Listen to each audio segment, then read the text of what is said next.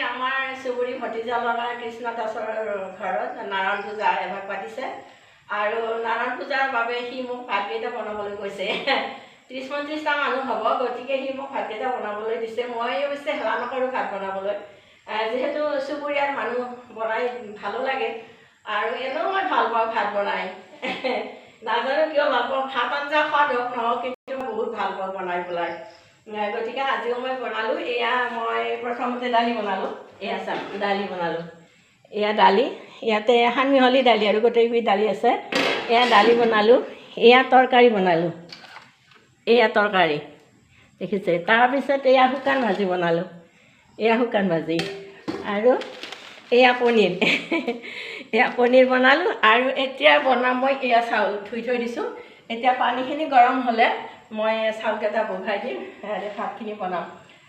গতিকে বহুত ভাল লাগিল এতিয়া ইহঁতৰ পূজা হ'লে এয়া পূজাৰ প্ৰসাদ বিতৰণ কৰিব ধৰিছে আৰম্ভ কৰিছে সানি লৈছে এয়া পূজা হ'ল এয়া দেও বহি আছে ইয়াতে দেও পূজা হ'ল নাৰায়ণ পূজা ভাই কিয় কৰিছে ইহঁতে তাৰমানে মানে এইটো বাৰ্ষিক পূজা নেকি প্ৰতি বছৰে কৰে এনে কৰিছে না কিবা উপলক্ষ আছে বাৰ্ষিক পূজা প্ৰত্যেক বছৰে কৰি থকা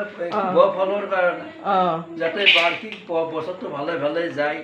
নাৰায়ণে ভালে ভালে কৰি শেষ কৰি লৈ যায় কোনো দুখ বা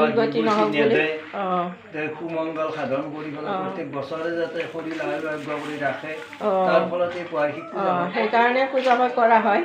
এয়া পূজা হৈ গ'ল আৰু জয়মতী পূজা খাবলৈ আহিলা পূজা হ'বলৈ তুমি কাৰোবাৰ কৰি দিছা ন ৰাতিপুৱা মই দেখিছোঁ আচলতে তুমি কিবা কিবি কৰি দিছা আৰু আচলতে কি হ'ল আমাৰ ইয়াতে পূজা হওক কিবা কিবা কাৰোবাৰ হওক মানুহে কিবা আয়োজন কৰিলে আমাৰ ওচৰ চুবুৰীয়া সকলো মানুহ আহি এইদৰে কামখিনি কৰি দিয়ে নহয় সকলোৱে কৰি দিয়ে যাতে গৃহস্থই একো কষ্ট নাপায় ওচৰ চুবুৰীয়া সকলো আহে সকলো লাগি ভাগি কৰি দিয়ে সেইটো ভাল নিয়ম বহুত ভাল আৰু কিছুমান ঠাইত অৱশ্যে মানুহ মাতিলেও পোৱা নাযায় নহয়নে জয়মতী কিন্তু আমাৰ ইয়াত কিছুমান জেগাত নাহে কিন্তু আমাৰ ইয়াতে মাতিলে আহি যায় বহুত ভাল লাগিল আচলতে